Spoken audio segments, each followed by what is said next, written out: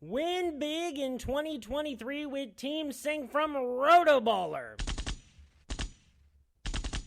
Import your fantasy teams and sync your leagues. Get customized tools and tailored advice for your specific rosters and scoring settings, including live recommendations from the Live Draft Assistant, Free Agent Finder, and Lineup Optimizer. Sync an unlimited amount of NFL, MLB, NBA, and NHL fantasy teams from all of the major fantasy platforms. Get a discount for any premium pass using my promo code KNUCKLER, that's KNUCKLER, one who throws knuckleballs. Just visit rotoballer.com/radio and start rotoballing like a boss. Hey, what's up, everybody? This is Brady Grove bringing you episode 97 of RotoBaller's official MMA podcast, Tap That, and we are looking forward to UFC Vegas 74 this weekend. And a point about this weekend, the only other MMA action we have going down is Cage Warriors. That's in one day, actually on Friday at 9 p.m. Then there's KSW 83 and UFC Fight Night. It's next week that we get into PFL 4, 1 Fight Night 11, and other major MMA action. From this past week, if you didn't see Road to the UFC, I highly recommend. You know I love Asian prospects from all around the globe. They brought showmanship. They brought electrifying performances. I think this season of Road to UFC is going to be even better than what we had, come to expect from the first time around. There's a lot of exciting guys. There was some amazing finishes. Highly recommend. You don't have to watch it live when it's going down in, where was it? It wasn't Bangkok. Oh, I kept wanting to say Singapore, but it wasn't that. I keep forgetting. But you can watch it on UFC Fight Pass at your leisure. Also, The Ultimate Fighter, McGregor vs. Chandler, premiered this week. I haven't gotten a chance to watch the first episode yet. Next week, I will have been caught up on both two episodes that have happened. Getting very excited for that. That is going to be a world-breaking season. Now, it's just the question of whether the fighters on the show are up to the challenge. These are guys who have been around before. Can't wait. Can't wait. It's going to be fireworks. And speaking of fireworks, we got UFC Vegas 74 this weekend. The main event was supposed to be a middleweight clash between Jack Hermansson and Brendan Allen. Jack Hermansson withdrew. There was some other decent fights that got canceled, like Tim Elliott versus Alan Nascimento. I would have loved to have seen that. We have 13 fights this Saturday. I will be in the RotoBaller MMA Discord doing the weekly DFS/sports betting Q&A from 4 to 5 p.m. because the card starts at 6 p.m. on ESPN+. And you can find my picks for things like Cage Warriors, KSW, PFL, Bellator 1, Ryzen, Boxing on Twitter at RotoBaller. Go follow the YouTube page, like and subscribe at Tap That MMA Podcast. Go to the Facebook page for the Tap That Podcast. Like and subscribe to that as well. We got a lot of cool interlude episodes coming up. Check out my USFL gambling content. XFL, that season's over. Can't wait for another one. I'm covering any moves that are going on, talking about it year long. The WNBA started. European League football and Canadian football starting soon. The College World Series is coming up soon. Lot of interesting. The NBA Finals. Who didn't love that Eastern Conference Finals? But let's get in to UFC Vegas 74. We start off with a light heavyweight matchup between Maxime Grishin and Felipe Lins. Then we got a bantamweight fight between Luan Lacerda and Damon Blackshear. At strawweight, Jin Yu Frey against Elise Reed. Bantamweight, Daniel Santos against Johnny Munoz Jr. A heavyweight tilt between Andrei Arlovsky and Dontel Mays. Another bantamweight fight, this time John Castaneda against Muin Gafarov, the number one bantamweight in Southeast Asia, according to Topology.com. A welterweight fight between Elizu Zaleski and Abubakar Nurmagomedov, strong last name. A lightweight fight between Jamie Malarkey and Muhammadjan Naimov, and Malarkey was supposed to fight Guram Kutaladze, and Kutaladze withdrew. Then we have a women's flyweight matchup between Karine Silva and Caitlin Souza. A flyweight matchup between Tim Elliott, he's still on the card, and Victor Altamirano. Love anytime Tim Elliott's involved, and Victor Altamirano on his way up to it, 12-2. Lightweight, Jim Miller against Jared Gordon. Jim Miller was supposed to fight Ludwig Klein.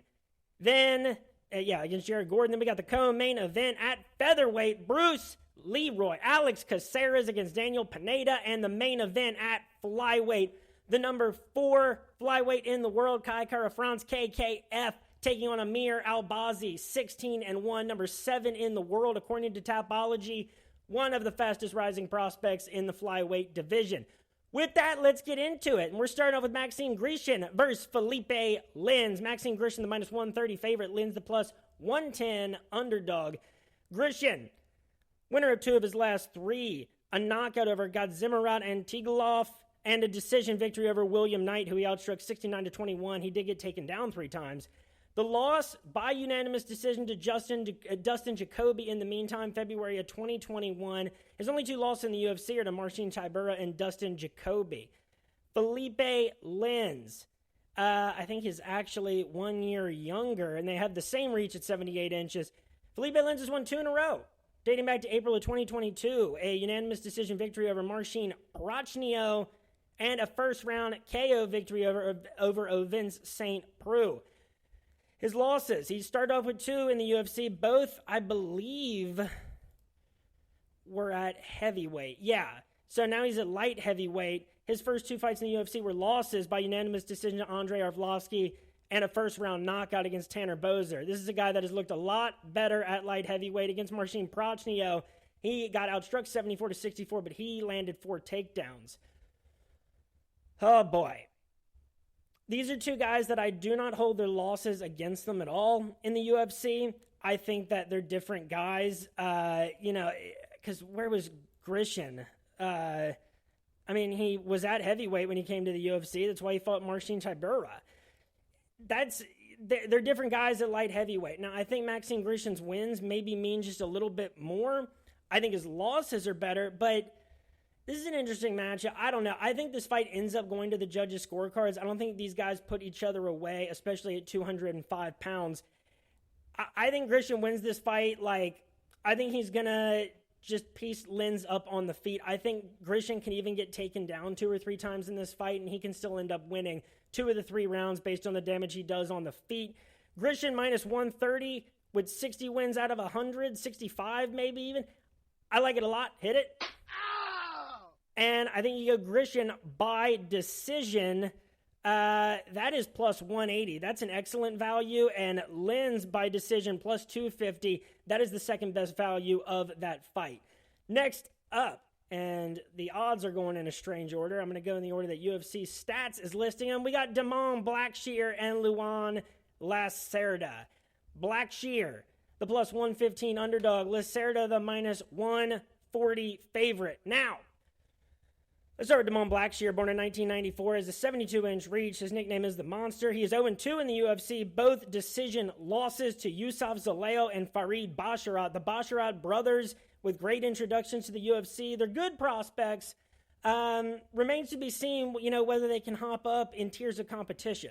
But that loss to Basharat, that came in March of this year. He got outstruck 58-46, taken down 3 times to 1.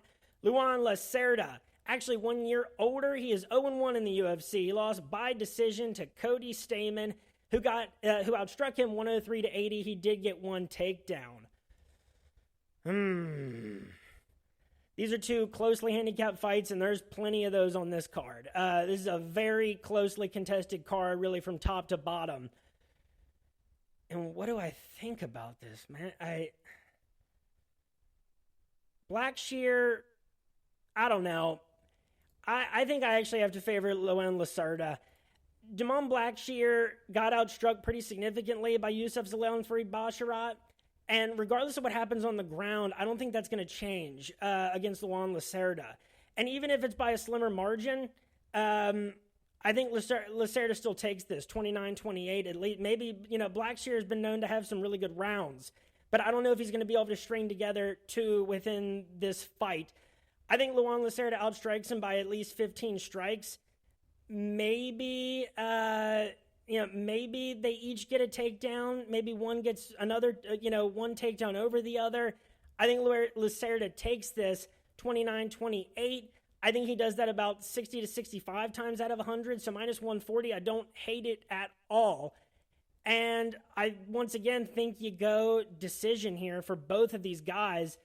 For some reason, they don't have Lacerda odds by decision, which obviously, based on what I'm saying, I would like the most. Blackshear by decision is plus 150. So, now, hold on now. Let's take a look at what Lacerda was doing before in the UFC. 12-2, 30 years old. Maybe Blackshear by decision if he can eke out 2 out of the 3 rounds. But, Lacerda by submission maybe is the best value. And they don't even have that up on best fight odds. Lacerda by submission in round 2, which is when he's won the majority of his most recent submission wins, that's minus 118. That doesn't make any sense. Wait for these props to come out. But Lacerda by submission, I think, is the best prop. I think you'd be better off just going Blackshear straight up to win at plus 115. Next up, we got Elise Reed and Jin Yu Frey. I think this fight was supposed to go down a couple times, and it's happening this Saturday. Jin Yu Frey, the plus 110 underdog. Elise Reed, the minus 135 favorite. And I remember the whole spiel I gave about this, about how I keep wanting to believe in Jin Yu Frey, and how, she's a fighter who I think has a skill set tailored to kind of make decisions close, eke out, not as impressive, but, wins nonetheless in the UFC on the judges' scorecards. I'm making the decision, I think, to not do that here when she's fighting Elise Reed, who is 8 years her junior. Okay, so let's go to the stats here. Jin Yu Frey has lost 2 in a row to Vanessa Demopoulos and Poliana Viana. She got knocked out by Viana November of last year. Lost a split decision to Vanessa Demopoulos in June of last year. Last 2 wins came in 2021, both unanimous decisions over Gloria DePaula and Ashley Yoder. She also has lost to Kay Hansen and Loma Luke Boonmay. Elise Reed, coming off a loss to Loma Luke Boonmay. I love Loma. She subbed her in round 2, but she has a win over Melissa Martinez, who outstruck her 45-38, but she took her down 3 times to 1 in round 2 unanimous decision September of last year. She has a win over Corey McKenna by split decision, who she outstruck 76-60, got taken down 3 times. Sam Hughes also took her down 4 times, but beat her up in the striking too and ended up putting it away in round 3 by KO TKO. And a first-round knockout loss to Sijara Eubanks in her UFC debut. Look, her 2 wins went to the judges' scorecards. Jin Yu Frey, unless she's really outmatched, I don't think that's necessarily the case here against Elise Reed. Her fights tend to go to the judges' scorecards too, whether it's a win or a loss. I don't know with both these fighters. But I'm not impressed by your performance, and I look forward to... But I'm slightly more impressed with Elise Reed of late, and I think that she has a lot more room to be better in this fight than she was the last time out. This could be a get-right fight for Elise Reed, her being 8 years Jin Yu Frey's junior. So, Elise Reed, I think, takes this fight 60 to 65 times out of 100 again. So, minus 135, I think, is a great value. Hit it. And prop-wise, Elise Reed by decision, plus 125. Absolutely. Frey by decision is plus 150. I still think Reed by decision, plus 125, is far and away the best prop of the fight. Next up, I think we should have Jamie Malarkey and Muhammad Naimov. Jamie Malarkey is the minus 450 favorite. Muhammadjan Naimov, the plus 350 underdog. Let's start out with Muhammadjan. And you gotta love the name. Where is he at here? Jamie Malarkey. All the Tapology, UFC fight stats, and best fight odds all have these in a much different order. Who knows how the card's going to shake out. Muhammadjan, he is Muhammadjan. There we go. 28 years old, 70-inch reach. He is currently ranked as I don't know. He's got a bunch of different regional rankings. I like, let's say, number 15 in Florida among pro featherweights. That tells me nothing for this. Anyway, coming off on 3 straight wins in Titan FC and Tough Enough. That's how it's spelled. Last 2 wins, August of 2022 by split decision and a first-round head kick knockout over Dylan Schulte in Tough Enough 131. March of this year, wasn't even a title fight. Granted, one of his 2 pro losses is to Colin Anglin in the Contender Series by unanimous decision. He lost to Olivier Murad by unanimous decision at Titan FC 67 for the vacant featherweight title. But to compare that to Jamie Mullarkey, which is what we're unfortunately going to have to do, Jamie Mullarkey coming off 2 straight wins. Oh, and it came against Michael Johnson by split decision, who he outstruck 96-66 and survived a knockdown. And his last fight, February of this year, he got a unanimous decision victory over Francisco Prado, 59-28 on the striking and 3 takedowns. His only loss since October 17th of 2020 is to Jalen Turner by second-round knockout. Also has wins over Kamaworthy and Devontae Smith in that time.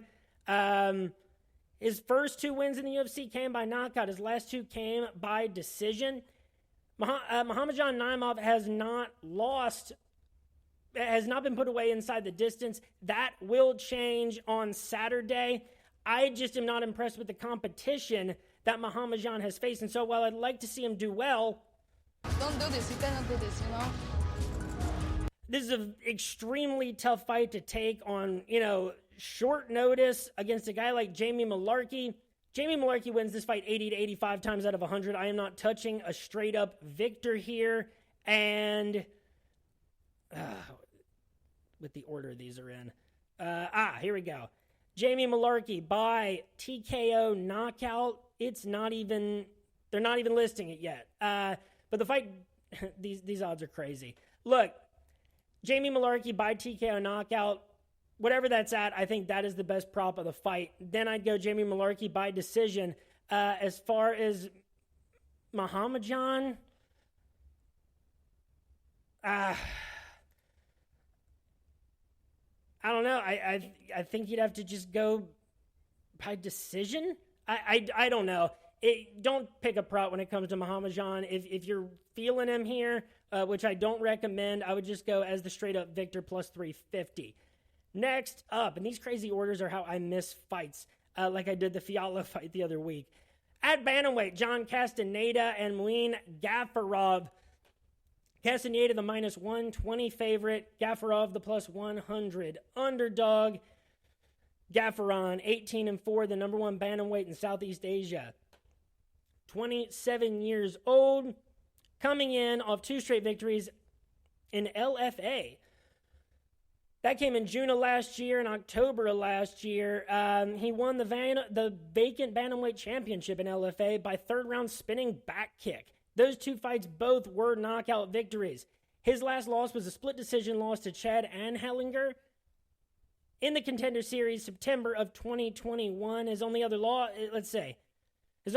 dating back to 2016 is John Lineker by unanimous decision. So this is a guy that, while he hasn't been in the UFC really, I am impressed with the level of competition that he has taken on before and after his time in the Contender Series. John Castaneda, on the other hand, lost his last time out to Daniel Santos by 2nd-round knockout. And by the way, Gafarov, 17 of his career wins are by knockout or submission. One win by decision in that time, and an 18-4 record. All 4 losses are by decision. Castaneda, like I said about that Santos loss, the 2 wins before that, so he's won 2 of his last 3, dating back to February of 2021. His last win, though, February of 2022, that came by 1st-round knockout of Eddie Weidland. Doesn't mean a whole lot considering how Eddie Weidland's career ended and the age that he should have been fighting at. And a win over Miles Johns, which you got to give a little bit of credit to. That ended by 3rd-round arm triangle. Losses to Nathaniel Wood and Daniel Santos. I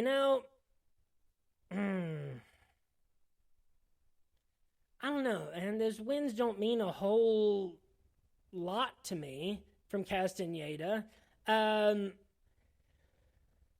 don't don't know. I think based on the competition that Gafarov's faced, the fact that I think they have similar quality of opponents that have beaten them, I think that Gafarov has actually been a lot more active quality-wise over the last year or so. I don't know. I call this a 50-50 fight, maybe even, 45 to 55 in favor of of Castaneda.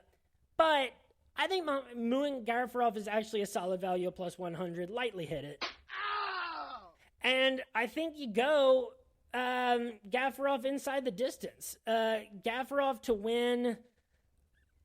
Oh, they only got these super weird props. I'm recording this one day early, to be fair.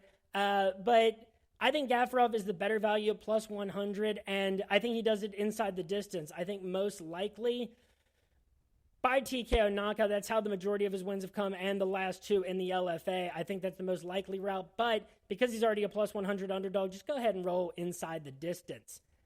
Next up, we got Andrei Arlovski and Don'Tale Mayes in a heavyweight fight. Andrei Arlovski, a legend, the former UFC champion who has inexplicably hung around to this point in his career.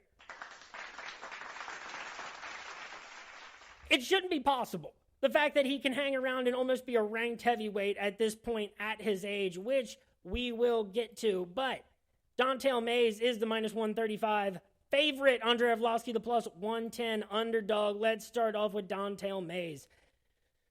So he's got one loss. He's coming off one straight loss, technically. The other one was an overturned no contest against Hamdi Abdulwahab.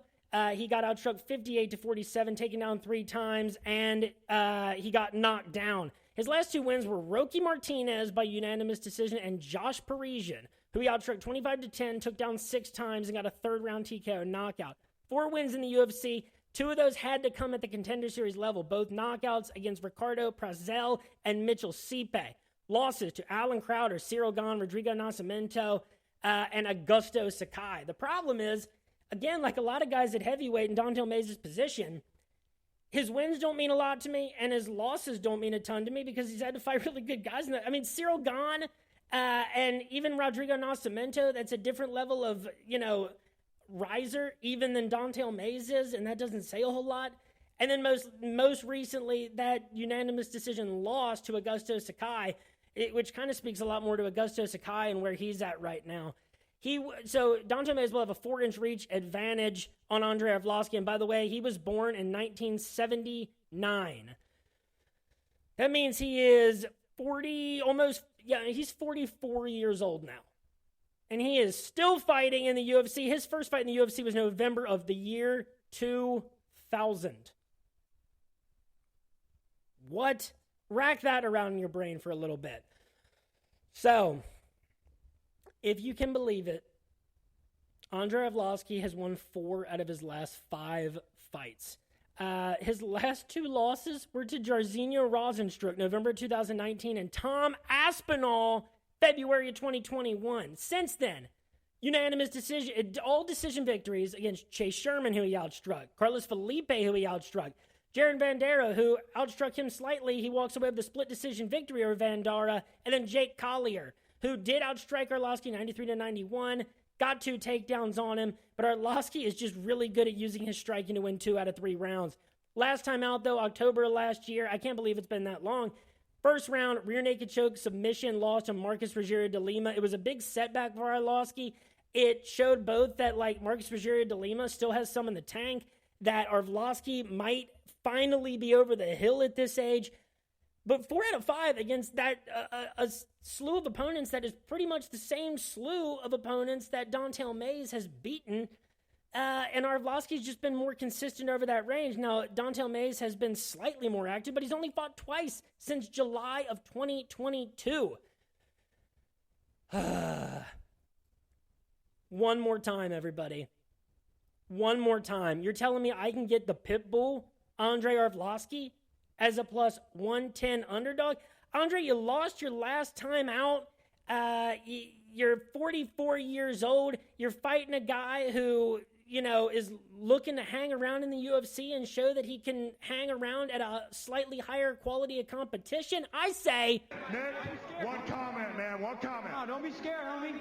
Don't you be scared, Andre. Before that Marcus Rogerio de Lima fight, you had the perfect formula for success against this tier of UFC heavyweight competition. He could do this maybe till he's 50 years old. Now, that will depend. My view on that could completely change after Saturday. But Arlovski, plus 10, he wins 55 of these out of 100. At minimum, this is a 50-50 fight. Hit Andre Arlovski as the plus 110 underdog really, really hard. And you gotta go Arlovski by decision. And that is plus 150. That is a tremendous value. That's how he wins 100% of these fights that he actually does win. Don'Tale Mayes, this isn't there yet, but I don't see odds for this yet is what I mean. But Don'Tale Mayes by TKO knockout is where I'd have to roll. I think that if you're betting on Don'Tale Mayes, it's not necessarily in the skill set. I don't think, he's going to, do what he did against Josh Parisian. And I don't think he'll have the same level of success on the feet that he did against Roque Martinez to get that decision. I don't think he won't lose as bad as he did to Augusto Sakai. This will be a close fight. It could even be a fight where Don'Tale Mayes has Andre Arlovski in danger in one of the rounds and maybe even outstrikes him by a couple shots. But I think Andre Arlovski does enough to get a 29-28 victory, even if people dispute it. If you're betting on Don'Tale Mayes, you go by TKO knockout because he's not going to submit Arlovski like Rogerio de Lima did. Next up, we got Johnny Munoz and Daniel Santos in a bantamweight clash. Daniel Santos is the minus 200 favorite. Johnny Munoz, the plus 165 underdog. Let's start with Munoz, winner of 2 of his last 3, dating back to August of 2021. I don't love that activity. That's a win over Jamie Simmons by second-round rear naked choke and a win over Ludwig Sholinian of The Ultimate Fighter by unanimous decision November of last year. He outstruck him 78-56, took him down twice. His 2 losses in the UFC come to Nate Maness by unanimous decision, a fight where it's crazy. And again, the stats do not tell the full story of how any fight goes, but you look at it, it's like Johnny Munoz landed 49 strikes on Nate Maness to Nate Maness's 21. He took him down 2 times to 1, and he loses a unanimous decision victory. What are you going to do? And against Tony Gravely, he did get finished very early in round 1, June of 2022. Daniel Santos will be at a 4-inch reach disadvantage. He is 2 years younger, born in 1995. Lost his UFC debut April of 2022 to Julio Arce, who is a good fighter and a really tough initial test in the UFC for a guy like Daniel Santos. He got struck in that fight 127-49. Didn't get finished, still landed almost 50 strikes. That's something. And last time out, this is the good win against John Castaneda. He landed 69 strikes to Castaneda's 57, landed 2 takedowns, got taken down 3 times. They each got a knockdown, but it was Santos who ended up getting the second round knockout. The Jamie Simmons win doesn't mean anything to me, really, for Munoz's sake. Maness and Gravely are pretty decent losses, even though Gravely does a lot of losing because of the tier jumping that guy gets asked to do for his level of activity. And as much as I really wanted to root for Ludwig Sholinian in the UFC, he lost his first 2 fights in the UFC and, got pieced up. First off by Jack Shore, can't blame him there. And then to Johnny Munoz. Daniel Santos, that win against John Castaneda, taking damage, doling damage out, getting the finish in round 2, high volume striking, landing 67 in that by the time that he finished it in round 2. Landed 50 against Julio Arce, against a guy that was just better on the feet, and I don't think Johnny Munoz is better on the feet. I think if Daniel Santos fought Ludwig Sholinian, he'd land 78 strikes at least and probably put the fight away. So, Daniel Santos, the minus 200 favorite, I think he wins this fight 70 to 75 times out of 100. I don't hate that for stringing together a parlay. And I think he goes Santos by TKO knockout. I think that is the most likely outcome for him. Let's see if they have the odds for that up. They don't, but Santos inside the distance is minus 110. If that tells you anything about where TKO knockout is going to be, I think that is a chance worth taking. And I think that if Johnny Munoz does get this victory, I think that that comes by unanimous decision in a fight kind of like the Ludwig fight, I guess, but with more stand-up success from Santos. Maybe Johnny Munoz uses those takedowns to get a 29-28, and the striking finishes around, 70 to 75 to 60 to 65. That's how I think Johnny Munoz gets it done. So Munoz by decision, that's plus 400. I don't hate it, but I'm rolling Santos inside the distance or by TKO knockout. Next up, we got Abubakar Nurmagomedov and Elizeu Zaleski at welterweight. It's at welterweight, right? Yes, it is. Zaleski, the minus 110, not favored or anything. This is a pick'em fight, both at minus 110. So let's start with Elizeu Zaleski. Zaleski is a 73-inch reach, born in 1986, is the winner of 2 of his last 3. And in the UFC, by the way, dating back to May of 2015, he's got 3 losses. To Nicholas Dalby by split decision, Li Jiangliang by third-round TKO knockout August of 2019, and Muslim Salikov by split decision. 2 of his 3 losses in the UFC are by split decision, and that came in June of 2020. Now, he hasn't fought since October 30th, 2021, when he got a unanimous decision victory over Benoit Saint-Denis.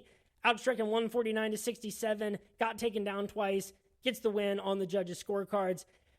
His career record in the UFC, 5, 6, 7, 8, 9, and 3. With his losses coming to Dalby, Zhang Liang, and Salikov, I like that. What bothers me is that he only has 3 fights this decade. 1, 2 of those 3, and it's been now about 4 years since he's finished anybody, or since one of his fights did not go to the judges' scorecards. Abubakar, born in 1989, he has a 72-inch reach, so he'll be at a slight disadvantage there. He's won 2 in a row, lost his debut by triangle choke to David Zawada. That's a pretty tough debut, I'd say, for this welterweight division, even though, Zawada has lost 4 or 5 in the UFC. He's fought solid opponents, so I don't want to take too much away from that. And it was his first fight in November of 2019. Since then, March of 2021, March 27th to be exact, unanimous decision victory over Jared Gooden. Outstruck him 60 to 43 and got a takedown. And then last time out, October of last year, October 22nd, that's the day I got married. That's when he got a unanimous decision victory over Ghazi Amar Gadziev, outstriking him 40 to 38 with 1 takedown each. Oh, this is a really tough one. How do you factor in what the gap in time, for Zaleski? If the 2 wins that he actually had from March 2020 on were against better opponents than Benoit Saint-Denis and Alexei Kunchenko, maybe I would be a little more willing to look past that big layoff. But that concerns me when you're born in 1986. You're 37 years old, almost 37 at least. Abubakar at least, a few years younger than that, and has been more active of late. I think that Abubakar statistically gets a similar win here over Zaleski that Muslim Salikov did July of 2020. I think this fight goes to the judges' scorecards. I don't think they put this away. I think that Abubakar doesn't allow Zaleski to get his striking volume off. He slows the fight down, keeps the striking numbers low, and keeps his control time higher than Zaleski's. I think Abubakar, you have to give him the credit to win this fight about 55 to 60 times out of 100 with Zaleski's age and the layoff and the fact that Abubakar has 2 straight wins in a more active stretch. So, Abubakar minus 110, pick him, love it, hit it. And like I said, this fight goes to the judges' scorecards. Over 2.5 rounds, minus 240. Use that to string something together. Fight goes to decision, minus 195. I like that. But Abubakar to win this fight by decision, plus 130, best prop of the fight. If you have to, if you're picking Zaleski, again, I think you think this fight goes to decision. And for Zaleski, that's plus 310. That's interesting. Plus 390 for Zaleski by TKO knockout. Zaleski by sub plus 800. Those props don't perfectly add up to me. So maybe even Zaleski plus 310, since I think that this is how both of these guys win this fight is on the judges' scorecards. Zaleski plus 310 by decision actually might be a better value than Abubakar by decision plus 130. But overall, if you're picking a straight-up winner in a pick-em matchup, go with Abubakar minus 110. Next up, we got Karine Silva and Ketlin Souza. Karine Silva, the minus 225 favorite in this women's flyweight matchup. Souza the plus 185 underdog. And this might not be, but let's see if this was any sort of late replacement. It was not. And remember, we were also supposed to get Misha Tate versus Mayra Buenas Silva on this card. Forgot about that one. No, this was not a late replacement fight. This was what the matchup was supposed to be. Ketlin Souza is currently ranked as the number 8 woman in Brazil. However, whatever that means. She's 13-3 as a pro. Karine Silva, on the other hand, she's ranked as the number 27 women's flyweight fighter in the world. Let's start with Ketlin Souza, 27 years old. 8 of her career wins have come by knockout. The other 4 came by decision, 1 by submission. 2 of her losses by knockout, 1 by submission. She's never lost on the judges' scorecards. The unfortunate aspect of that is that she didn't make it to it all the time. Now, she has experience fighting in SFT. Her last 2 fights came in Invicta in quick succession. September 2022, a UD victory over Maiju Suatama, and a UD victory over 6-3 Christina Williams. That came in January of this year for the Invicta vacant flyweight title. The losses in her career, her first one came in 2018, and that's significant because she's still pretty young, Ketlin Souza, at 27 years old. One came to Diane Cardoso in something called Mr. Cage 42, and that was a loss by leg kicks. So hopefully she learned to check those kicks from September of 2020. But the other one came by a 3rd-round knockout loss to Ariana Carnelossi. Not insignificant considering Carnelossi has made it to a high level of competition that was in Future FC 5 back in May of 2019. She has won 5 in a row since May of 2021. She was the SFT Bantamweight champion too. So has hardware as high up as the Invicta level. Karine Silva, on the other hand, she is 29 years old. All 15 of her professional wins have come inside the distance. 8 by knockout TKO, 7 by submission, 1 loss by KO TKO, 2 by submission, and 1 decision loss. Only 1 fight has gone to the judges' scorecards. That was against Diana Barbosa in Katana Fight 9, May of 2019. Her other losses, 1 came to Mariana Moros, not insignificant. 1st-round submission back in 2014. She's been fighting as a pro since June of 2013. And a 1st-round submission knee bar loss to Marina Maknakina in Fight Nights Global 81. Let's talk about what she's done lately, though, because she, too, has SFT experience back in 2020, fighting at bantamweight and at a catchweight at 130. But since October of 2021, a round 2 guillotine win over Kui Hee Yan in the Contender Series, and then in her UFC debut against Poliana Botello, she gets a 1st-round Darce choke victory at flyweight. Doesn't this ultimately come down to what I think about Poliana? Ketlin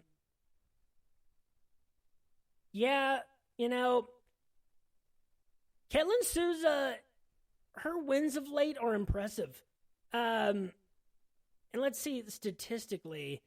Karine Silva, she ended her fights quick. I got to respect that. She kept striking. She was getting outstruck by Yanqui. She got outstruck by Poliana Botello. Didn't matter. Still got the submission. And what do we say about Caitlin Souza? How's she lose her fights? Mostly by knockout. She has one submission loss, and that came back. I guess that was her body kick, leg kicks. I guess that was her first fight that she lost in that manner, was by submission. But she hasn't fought anybody like Karine Silva. That's the problem. But is it minus 225 plus 185? I don't know. I put a lot of credit into Caitlin Souza's 2 wins in Invicta coming into this. The fact that she is, she can match Karine's size. She was a bantamweight champion for SFT. Her last 2 wins coming recently from September 2022 onward on the judges' scorecards at the Invicta level for Invicta flyweight hardware. I don't know. I think Caitlin Souza wins this fight 40, 45, 40, 45, 50 times out of 100 plus 185. Slap that. Ow! And, Karine, she wins this fight by submission. I think if you believe that Karine Silva deserves to be a minus 225 favorite, you believe that she's going to impose her will as she has so far in the UFC. And Karine Silva by submission is plus 180. I don't hate that at all. Souza by decision, though, how she has won her last 2 fights in Invicta, her last 3 professional fights dating back to August of 2021. Karine Silva, her only fight that has gone to the judges' scorecards was a decision loss. So if you think that Caitlin Souza avoids the submission, then I think Caitlin Souza is a solid value by decision at plus 310. I actually think that is the best prop of the fight. And then I go Silva by submission plus 180. Next up, we got Tim Elliott and Victor Altamirano in a flyweight contest. Break out the red panties. Love Tim Elliott, a staple of the flyweight division, a guy that is a great gatekeeper, but a test for 99.99% of the world's flyweights on any given night. He is the minus 185 favorite, Altamirano the plus 150 underdog. And let's see, were these two, what's been Tim Elliott's schedule? It's been a while, and I feel like I keep seeing that he's supposed to be fighting. He has had 3 fights canceled since June of 2021. He was supposed to fight Sumata Hari, Amir Albazi in June of last year, then Alan Nascimento June of this year. And now, oh my God, it's about to be June. That is wild. So that's what Tim Elliott's been up to. Since Tim Elliott is the favorite, Altamirano plus 150 underdog, let's start with Altamirano. Winner of 2 in a row, 3 of 4 in the UFC. 2 wins by decision over Carlos Candelario in the Contender Series, who he outstruck 100-73. He got taken down 5-4. High volume wrestling in that one. Got the split decision victory. His only loss in the UFC, a split decision February of 2022 to Carlos Hernandez. He got outstruck 84-79, taken down 2-1. He can get a takedown. The question is, will you take him down more? Then he bounces back August of 2022, a first-round knockout over Daniel Lacerda. The Lacerda name catching on in the UFC. Most recently, March 25th of this year, unanimous decision victory over Vinicius Salvador. Outstruck him 62-47. Took him down 3 times, 2-1. Tim Elliott will be at a 4-inch reach disadvantage. Tim Elliott getting up there in age too. Victor Altamirano is 5 years younger, born in 1991. Tim Elliott hasn't fought since March of 2022, but that was a unanimous decision victory over Tajir Ulanbekov. He got outstruck 90-79, but he got 3 takedowns to 2 and got a knockdown in that one to get it on the judges' scorecards. He too has won 3 of his last 4 fights. All by decision, all 4 of his last fights have gone to the judges' scorecards. That was against Ryan Benoit, dating back to July 2020.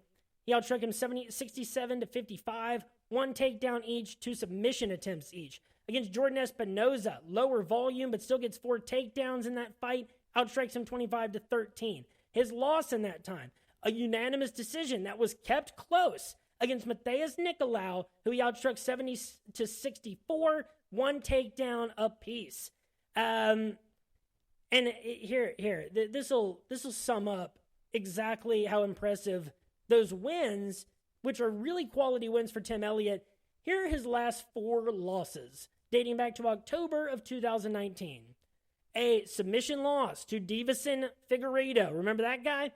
A unanimous decision loss to Askar Askarov, who he still took down 3 times. And by the way, he was outstriking Davison Figueiredo 26-8 when that fight ended by submission. Then a round 2 submission loss to Brandon Royval, who he was outstriking and took down 4 times to 1. And then that really close fight with Matheus Nicolau. Look, I don't think that Victor Altamirano knocks out Tim Elliott. I think Tim Elliott has still plenty earned my confidence to take this fight the distance. And if that is the game that Victor Altamirano wants to play, the same one that he played against Vinicius Salvador just a couple months back, the same game that he played in the Contender Series, I think that's a fight that he loses. Tim Elliott is really good at making a fight slow down or speed up to whatever he wants the pace to be. Against anybody who is outside the top 5, 7, 10, whatever flyweights in the world, as his record clearly evidences. And Tim Elliott in this fight, I think you got to go with skill. I don't think we've seen enough evidence yet. Now, he hasn't fought in over a year, but the signs of being over the hill are not there yet. Not when your last 4 losses are to 4 of the best flyweights in the world. Tim Elliott will win this fight on the judges' scorecards, maybe 29-28, but whatever. It's going to be a unanimous decision. I do believe a decision victory at the very least. Tim Elliott might even get slightly outstruck, but I think he'll win the takedown battle. I think he'll hit, he might land, a knockdown and match Altamirano if he gets hurt badly. I just think that this is a fight that Elliott is set up to win by decision, and Altamirano can really make this close, but I still haven't seen from Altamirano that he is of the quality of fighter that can beat Tim Elliott. So, Tim Elliott, I think, wins this fight 65, 70 times out of 100. I don't love a straight-up victor here because I don't think that's in great proportion to Elliott being the minus 185 favorite rewards-wise. I'm seeing him somewhere at minus 170. I don't hate that, but definitely not enough of a chance here in my estimation for Altamirano to like him at plus 150 and seeing him at plus 145 too. Plus 150 is the most rewards that I'm seeing across the different sports books. Tim Elliott by decision plus 100. Hit it all day for plus money for Tim Elliott. All day. How does Altamirano get it done? If he does, probably by decision, probably by keeping the takedowns limited and or close. And, like he did against Vinicius Salvador, I think he'd have to win the fight by a decent margin on the feet, landing the harder shots. In the 3 fights that he's won, he's put up a really good margin of between him and his opponent in the strikes landed. That's how he's going to have to beat Tim Elliott. And we haven't seen enough for me to say that Altamirano puts him away. So Altamirano by decision, plus 325. That's the second best prop of the fight. Again, maybe I'm a little too into the fights going to the judges' scorecards on this particular card. But I think that, again, trying to do this objectively and on a case-by-case basis, that's what I see happening in each of these fights going down on Saturday. God, I love Tim Elliott. Can't wait to see him fight. Break out the red panties. And if you'll recall about Tim Elliott, this is a guy that won that comeback season of The Ultimate Fighter, got an immediate title shot against Demetrius Mighty Mouse Johnson at the height of Mighty Mouse's invincibility and made it a close fight, unanimous decision, only got outstruck 28-24, taken down 5 times to 4, and a bunch of close submission attempts from both sides. Tim Elliott, very, very slept on staple, hallmark, pillar of the flyweight division. Divisions that are upstart do not survive and gain credibility without guys like Tim Elliott. Next up, we got 3 fights remaining. We got Jim Miller versus Jared Gordon. Talking about amazing staples, pillars, what have you. Jim Miller, man. The plus 145 underdog. Jared Gordon, the minus 175 favorite. Let's talk about Jared Flash Gordon, born in 1988 with a 68-inch reach. He'll be at a 3-inch reach disadvantage. 5 years younger than Jim Miller. So his last fight, that was a no contest against Bobby Green in a fight that Bobby Green was winning at the start, but that's a fight that I don't think Jared Gordon was out of. I think he could have stolen those last 2 rounds. Doesn't really matter. We didn't get to see that happen. But I don't want to judge that last fight too harshly against him when it ended so quickly, when the numbers were 23-17 on the striking, and I think he very well could have won that fight in slightly similar fashion to the Belal-Leon Edwards matchup. Now, he has lost 2 of his last 3, not counting the Bobby Green fight. A unanimous decision loss to Paddy Pimblett, a fight that he won. He got outstruck 63-60 and got 3 takedowns. That decision loss stunk in several different ways.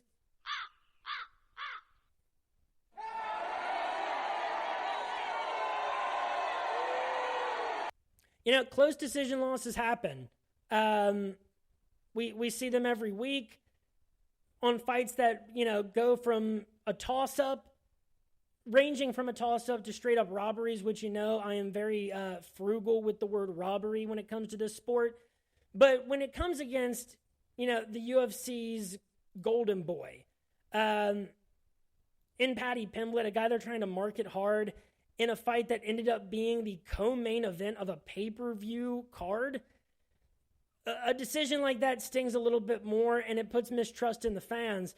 Not sure what to do with that information, but he looked fantastic against Paddy Pimblett. So hard to hold the last 2 fights against him, even though there's not a single win between them. Last win was August of 2022, unanimous decision victory over Leonardo Santos, who he outstruck 116-36. He has lost 3 of his last 4, though. And that other one, April of 2022, a rear naked choke loss to Grant Dawson. Before that, he was on a 3-fight winning streak, all decision victories over Chris Fishgold, Danny Chavez, and Joe Selecki. He landed a combined 6 takedowns in those fights. He landed a combined 177 strikes in those 3 fights. And really, even though that's, that streak ended 4 fights ago, that streak started July of 2020. So Jared Gordon is a guy that has been really active. And you look at it, he has 4 wins in that stretch, only 2 losses, 1 no contest, and 1 loss that I don't think should deservedly be on his record. Jim Miller, A10, legendary dude. Been fighting in the UFC since October of 2008. Who hasn't this guy fought? Let's talk about who he has fought. Gray Maynard, Mac Danzig, Dwayne Ludwig, Charles Oliveira, who he beat by submission.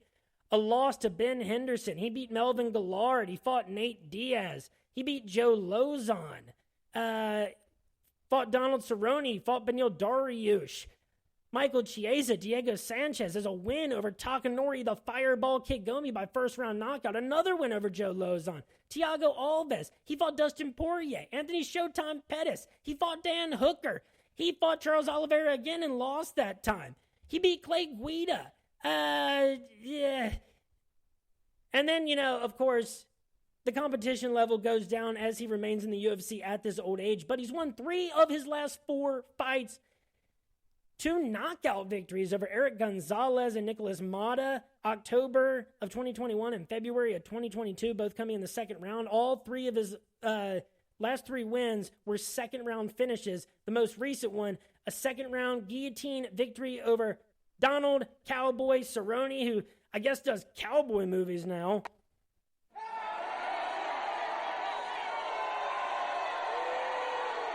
I don't know how other people feel about this at this point. People love Cowboy Cerrone, but I'm over Cowboy Cerrone. Jim Miller is he's the real deal of what we think of when we think about the legend of Cowboy Cerrone. Jim Miller has fought everybody, has 1 billion fights in the UFC, and is coming into this fight winning 3 of his last 4. His most recent fight, February of this year, a unanimous decision loss to Alexander the Great Hernandez, who outstruck him 108-67.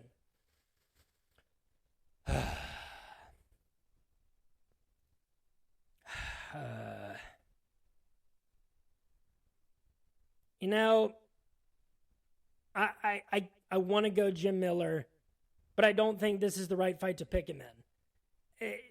Especially because, I mean, Grant Dawson's been on a tear.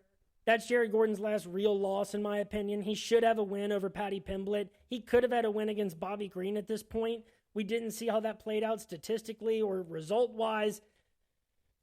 Jared Gordon being the minus 175 favorite, I think he wins this fight 65 to 70 times out of 100. I think minus 175 is fair. And I would bet that just as like a safe straight up victory, or stringing together some sort of, something in that night, putting him in a pick'em contest, using him to string together a parlay. I think that's what Jared Gordon's for, is a straight up victor, minus 175. Jared Gordon by decision, plus 138. Oddly specific number, but I think it's the best prop of the fight. Hit it. How does he do it? I think that, I don't think he necessarily has to get a takedown here, but I think he can. I think that he'll keep the striking close, land some of the bigger shots. I think he's just in a much better shape at this point in his UFC career. He can fight better, more dangerous opponents. Alexander Hernandez kind of needed a get-right victory, as I recall, against Jim Miller. He had lost 2 in a row in 3 of his last 4. And Alexander Hernandez might just be a little too dangerous, or just too good and young for Jim Miller. Jared Gordon, I don't think he pieces Jim Miller up on the feet. I don't know. I just think he stifles this fight, slows it down again to his pace, avoids Jim Miller's, submissions, doesn't get finished by Jim Miller on the feet, definitely. Close in the striking. This could even be a 29-28 or a split decision victory, but Jared Gordon by decision, plus 138. That's my favorite prop of the fight. Then I go Miller. Miller by submission, plus 600. That's a way better value than Miller inside the distance, plus 200. I don't think he knocks Jared Gordon out. Don't be, too heavily seduced by those 2 knockout wins that Miller had in that winning stretch. I think that submission remains his most likely route to victory here. And for whatever it's worth, even though it came against Grant Dawson, that is Jared Gordon's most recent loss. Not talking about Paddy Pimblett, came by submission. Next up, we're on to the co-main event of the evening. Kind of hard to believe, but that's kind of where we're at with how many UFC fight nights we have. And I don't care who you are. I'm very strong on this. I want the UFC every week. This 1 week hiatus of late, kind of much needed. We get to take a breather. Everybody, including the fighters, gets to take a breather. But I love the weekly action. The talent is sustaining MMA at this volume and at this level for many different promotions. So if Alex Caceres and Daniel Pineda being the co-main event is the biggest price that we have to pay, besides just for your subscription to ESPN Plus, and don't tell anybody I said anything, but it might be kind of easy to stream these fights on the internet outside of that. Anyway, Bruce Leroy, Alex Caceres, the minus 175 favorite, Pineda, the plus 145 underdog. I'm going to start with Pineda because I love Bruce Leroy. Pineda, winner of 2 of his last 4. He had a no contest against Andre Fili in between there. Andre Touchy Fili, worst nickname in the sport. That was June of 2021. He was getting outstruck 34-15 and was taken down once before that ended up being a no contest. His 2 wins against Herbert Burns by second round knockout and Tucker Lutz by second round submission. That most recent victory came in March of 2023 this year. That one against Herbert Burns came all the way back in August of 2020. He's only fought 4 times in the UFC, has Pineda, since August of 2020. What was his last fight before August of 2020 in the UFC? Oh, it was March of 2014 at UFC 171, headlined by Johnny Hendricks versus Robbie Lawler. And his record in the UFC wasn't great before that. Tucker Lutz now has lost 2 in a row. He started with a 3-fight winning streak in the UFC, but 2 of those fights were in the Contender Series. That win might be a little bit of fool's gold for Pineda.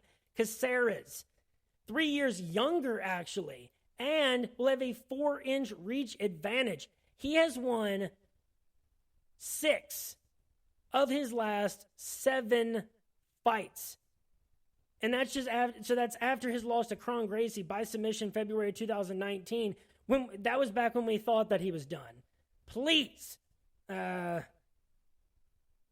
is what we should have done to ourselves when saying that. That winning streak, starting in July of 2019, came against Steven Peterson, who he beat by unanimous decision, and Chase Hooper by unanimous decision. He pieced those two up, even though Peterson landed 2 takedowns. Bruce Leroy landed a combined 197 strikes with a knockdown against Chase Hooper in that stretch. Then, a rear naked choke victory against Austin Springer, August of 2020. A unanimous decision victory over Kevin Kroom, who he outstruck 48-16, 1 takedown apiece back in February 2021. His last 3 fights, Song-Woo Choi, he beat him by second-round rear naked choke, outstruck him 46-33, survived a knockdown by Choi en route to that victory October of 2021 at UFC Fight Night Costa vs. Vettori. His last loss, his only loss since February of 2019, to Sadiq Yusuf, March of last year by unanimous decision. It was an incredibly close fight. He outstruck Sadiq Yusuf 66-64. They each had a takedown. He ends up losing it the way it shakes down round around on the judges' scorecards. Most recently, December of last year, December hasn't happened yet this year, first round knockout over Julian Erosa. He was outstriking him 16-10 at that point, but I mean, that is impressive that he did that to Julian Erosa, even though that's how Erosa's been losing. Erosa is the kind of guy that you think, doesn't necessarily match up well with Bruce Leroy, but he's still, of that level of competition that you think might give him trouble. And for Bruce Leroy, that has not been the case, man. 6 of his last 7. Pineda has a more recent fight. It's a win against Tucker Lutz. I don't care too much about it. Bruce Leroy's activity has been phenomenal since the start of 2019. I need to remind you, this guy was on The Ultimate Fighter. He's fought guys like Sergio Pettis, Uriah Faber, Cole Miller, Yair Rodriguez, Kron Gracie, and then we get up to his current winning streak. Give me Bruce Leroy. I think he wins this fight, honestly, like 75 to 80 times out of 100. I always love when I can get Bruce Leroy as an underdog, but I see no reason not to love him here as a favorite, even though I salivate at the idea of getting him as a slight underdog in what usually ends up being a 50-50 or an advantage fight for Caceres. How does he do it? Pineda,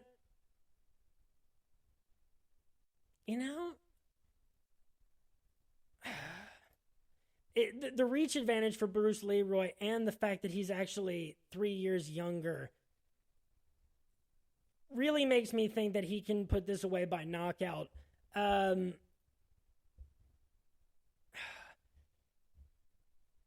Pineda, forgot too that he has the loss to Cub Swanson by second round knockout December of 2020. Prop wise, this is going to be tough because I don't really think Pineda wins this fight, and I don't like picking an outcome for him. If Pineda, does get the win, maybe I go by submission plus 375. That's not awful. Caceres by TKO knockout plus 350. Caceres by decision plus 225. I think of the 75 to 80 fights that he wins, 50% come by TKO knockout. The other 50% come by decision. And Caceres inside the distance, not worth it at plus 150 compared to the value of those two props. I think Caceres by TKO knockout plus 350 is the best prop of the card. Hit it. And then you go Caceres by decision plus 225. Not sure what to think, though. But Pineda's activity level, time in the UFC, it's weird. And Caceres has been knocking out, many people. Before the knockout win over Julian Erosa, his last knockout had been against Rolando Dye, June of 2017. Yeah.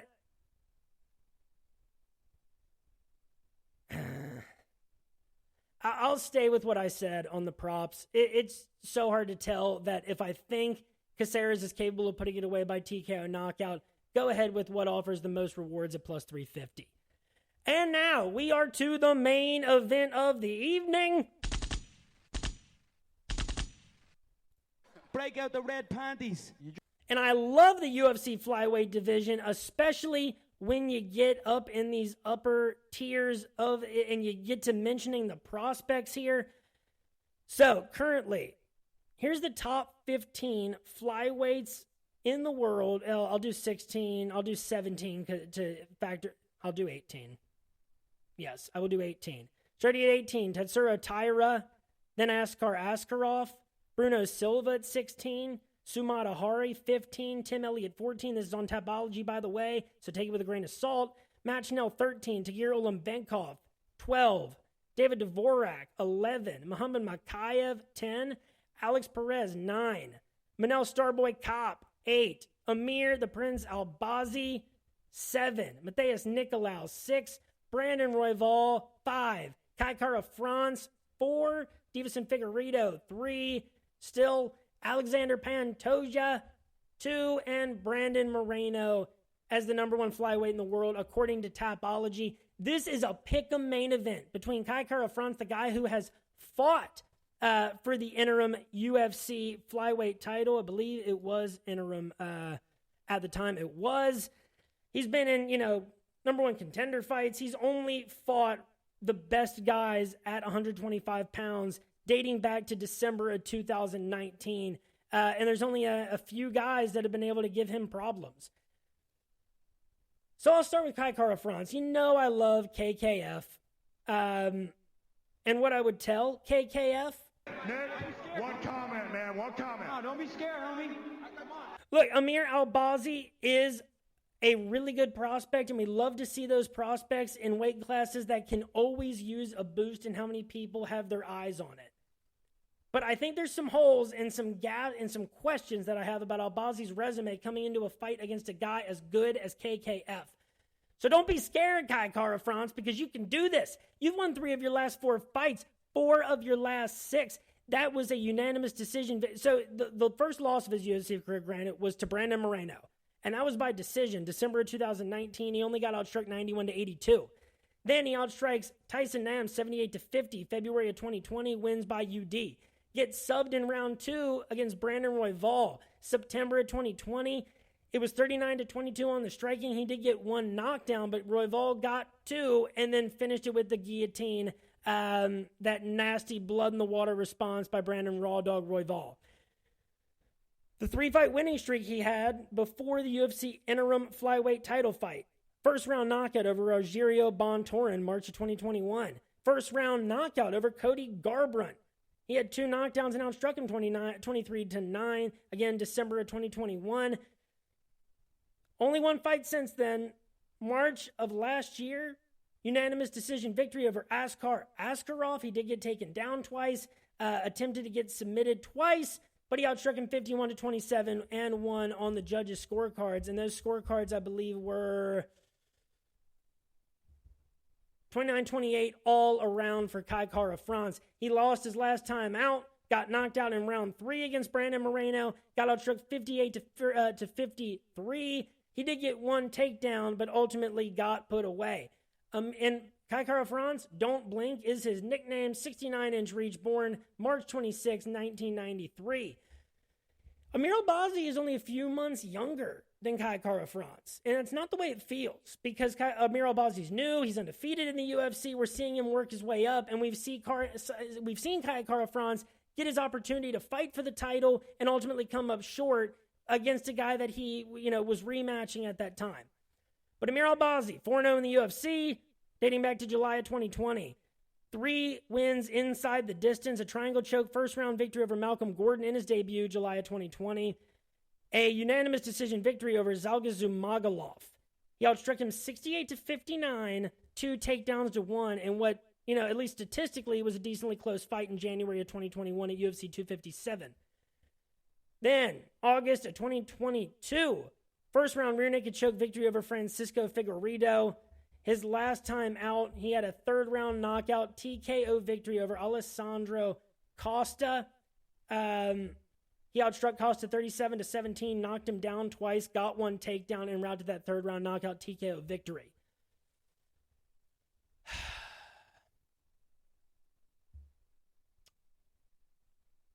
what am I exactly missing here?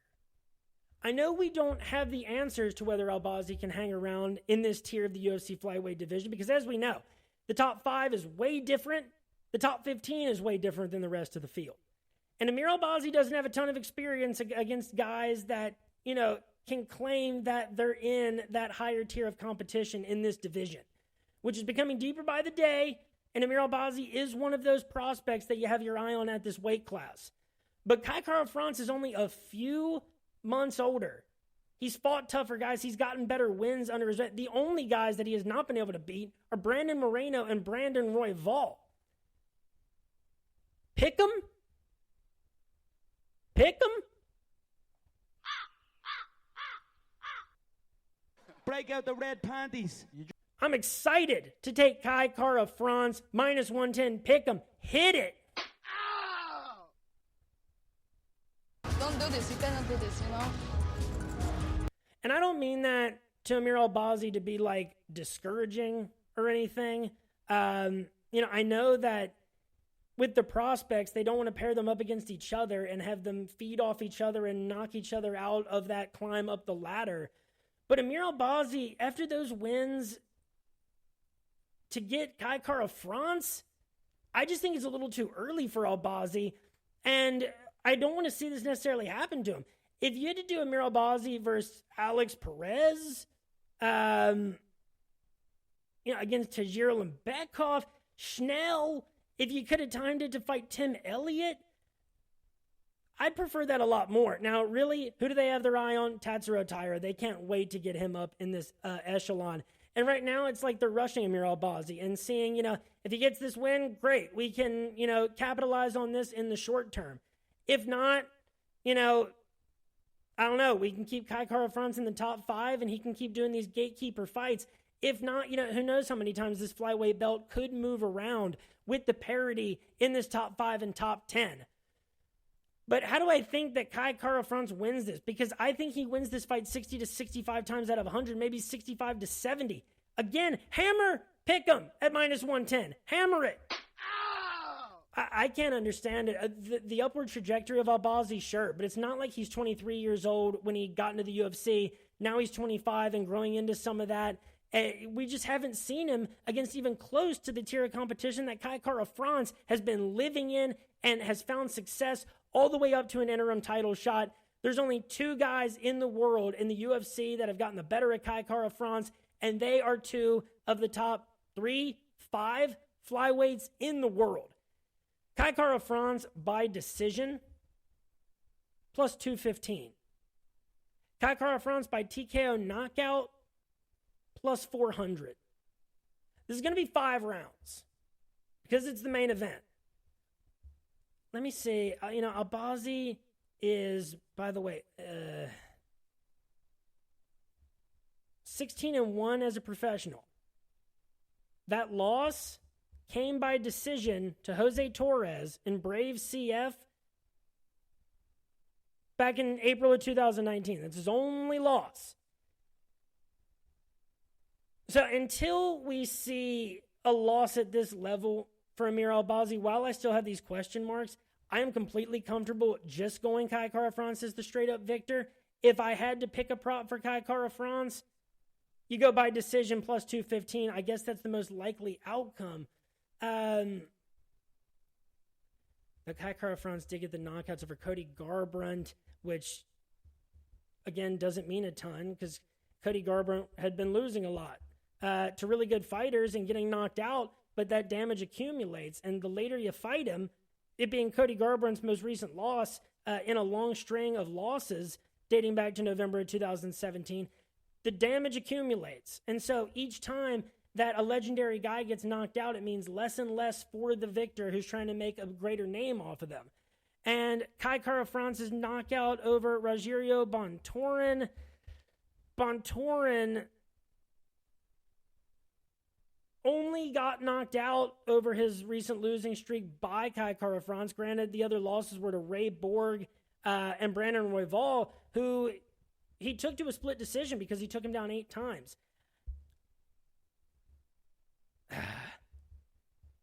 So I don't know. I think that Kai Kara France is just the best kickboxer that Rogerio Bentorin faced, which is going to be the case for a lot of people that face Kai Kara France.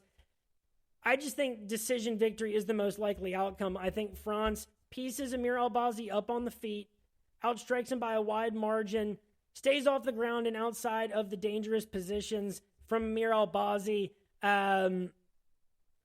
Career-wise for Albazi, 14 of his 16 wins came inside the distance, 8 by submission. Kai Kara France's losses in his career, he has lost 3 times by submission, 4 by decision, 3 by knockout. Brandon Royval was able to sub him, but he had to hurt him really bad to do it.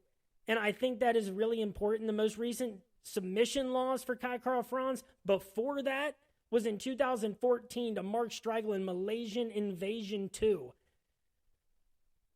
So, I don't know. I think if Albazi wins it, you don't take him at pick'em. You take Albazi inside the distance plus 140 or Albazi by submission plus 290. I think those are the best props for him. And to rank Kai Kara France's props by decision plus 215 all the way, hit it. And then Kai Kara France by TKO knockout with a bigger question mark there, but plus 400 offering slightly more rewards. I just think by far in this fight, you got to go Kai Kara France as the pick'em victor. I don't think this is a 50-50 fight. But there's a lot of closely handicapped fights on this card.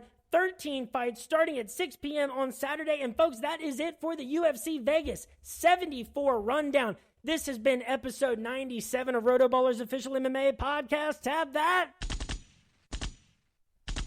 And again, because the card starts at 6 p.m. on Saturday, I will be in the RotoBaller MMA Discord between 4 to 5 p.m. doing the DFS/sports betting Q&A. Show up. Let's talk about this fight. A lot of interesting matchups here, closely handicapped fights. Fighters that I love. Caceres, Andre Arlovsky, Kai Kara France. Interested to see what Amir Albazi does. These guys at the UFC, they're all going to fight each other. So tune in because someone might get knocked out. There might be a great fight. Someone might make their name. There will be conversations and questions to be had. You can follow me on Twitter at RotoBrady. That's where I make picks for things like Cage Warriors, LFA, KSW, Cage Fury. I think I said LFA already. Bellator, PFL, One, Ryzen, Boxing. That's where I make those picks at RotoBrady. Follow the Tap That YouTube channel at Tap That MMA Podcast. Go and follow the Facebook page. Like and subscribe to all of it. Tap That MMA Podcast. Check out my USFL gambling content week by week. We're in week 8 of the regular season. A few more weeks to go. Ultimate parity. Every team is still in the playoff hunt. I'm talking about spring and alternative football all year round. Mixed martial arts and combat sports all year round. And a lot of interlude episodes coming up. Getting back into talking to some fighters about what they've got going on in their career. If you haven't heard, go back and listen to my episodes with Anthony Miller, Colby Dant, Reed Johnson of the Markcast, talking about spring and alternative football. Go and listen to my recent episode with Kaylee the Aggressor Frank, 19-year-old fighter out of Montana. She is a really likable personality, a really promising fighter. She loves to bang. Listen to all this content in this beautiful sport of mixed martial arts. Everybody, have a great week. Thanks for listening. Peace. Break out the red panties.